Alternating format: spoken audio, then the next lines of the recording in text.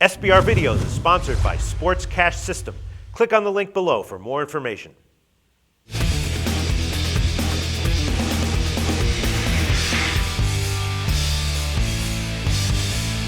Hi, welcome to SBR Forum Videos. I'm Peter Loshak. The NFL regular season is just about to start, and right now we're going to do a series of videos taking a look at the AFC, NFC, and Super Bowl futures odds with Stephen O from Event Data Services. That is his new company. The website is eventdataservices.com, and Stephen O is the real deal when it comes to statistical modeling, sports events, and he's now decided to devote most of his time to the NFL. Stephen O, thanks for being with us today.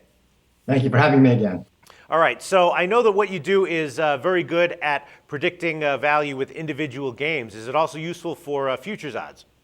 Yes, it is. But one thing about futures is the books add a lot of juice. The lines, right. If you were to translate all the odds to a percentage basis and add up all those percentages, you end up with a percentage like 115%. So it's a lot more juiced up than your typical spread or total. So that ultimately ends up in a situation where there aren't a lot of strong value picks. The probabilities that we generate for each team, say winning the AFC or the NFC, aren't going to be that much different or much higher than the odds that the line is set at. But that said, there are a couple of good ones in the AFC that I like. All right, great. So we will get into the AFC in a moment. Before we do, tell us a little bit about yourself and what you do at Event Data Services. Sure. I've got a long background in this industry of sports modeling. And I like to consider myself somewhat of a pioneer in using programming play-by-play simulations to generate outcomes. A lot of the people who I've been around in the last 10 years or so like to work for the big media companies and those kind of things and do kind of a lot of their own cool custom stats. But I think I'm the only one who really does it well for gambling. And I like to put my money where my mouth is.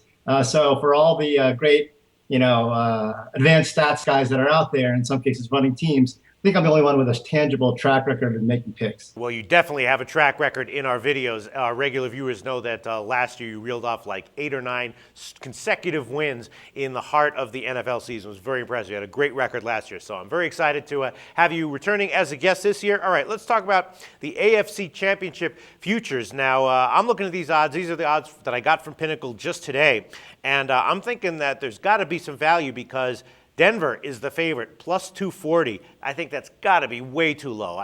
We saw them in the preseason. Manning could have some injury issues. They have problems on defense. Denver as a favorite at plus 240. I don't know about that. Then the second choice is New England at plus 384. That also strikes me as a little bit low as well. After that, Houston plus 745. That's interesting. I might be interested in taking that. Pittsburgh at plus 948. Not so sure about that. But then Baltimore and then Cincinnati at 13-1. That might have some value. What do your numbers say about any of these odds? I'm kind of right there with you, although, I was surprised we actually like New England. I don't think New England's necessarily a dominant team, but, again, the key is to just getting into the playoffs and getting into prime position for that, right. Home field advantage and the first round bye. Nothing counts for more. So the reason why we're not high on Baltimore, Pittsburgh, or Cincinnati is because they're in kind of a three-way race. And chances are that one of those teams won't even make the playoffs, even though they're probably 3 of the 5 best teams and 3 of the 6 best teams in the conference. So New England, for all their problems, 5 new receivers, their top 5 receivers from last year won't be there for week 1. For all their problems there, I actually think that they'll be solid and have the clearest path to winning their division. And that always counts for more than anything. Just getting that 90% chance of making the playoffs combined with a high likelihood of being at least a 2 seed in a first round bye, that just ups your percentages so much that I put them right there alongside Denver.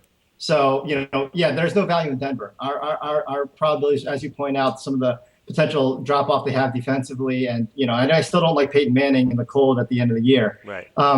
Those factors, I think New England should be priced closer to what Denver is, and so I actually think that there's value with New England.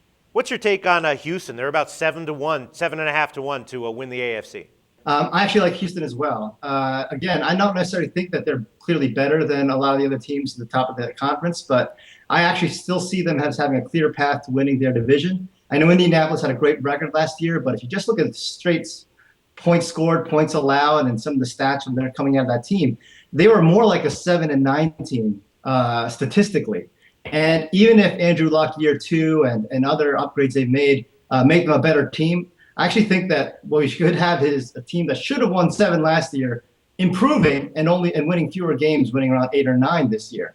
So I still think Houston is the class of that division. And when that happens, again, you get 75, 80% chances of making the playoffs and a really good chance of getting at least a first round home field advantage, if not a bye.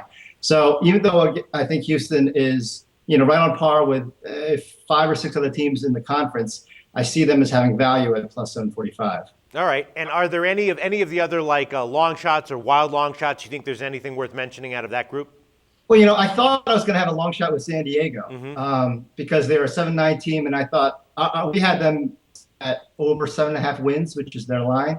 And I was disappointed to see that the San Diego line actually still gave them around a 3.5% chance of winning the conference. I picked up on the fact that if you look at it, San Diego was a 24-point blown lead against Denver and a 4th and 29 conversion by Ray Rice away from having a 9-7 record last year. So I thought, San Diego might be a good pick where everyone's going to be down on them. They have such notable disasters, and Philip Rivers has become a turnover machine. And I thought, well, there could be a nice long shot with San Diego, but I checked the odds and there isn't. All right. So out of all the current odds to win the AFC Championship, if you had to bet one of them, which would it be? Houston. At 7 I hate the Patriots. At plus 745, Houston. That's your official value pick for the AFC title. All right, now let's move on to the NFC.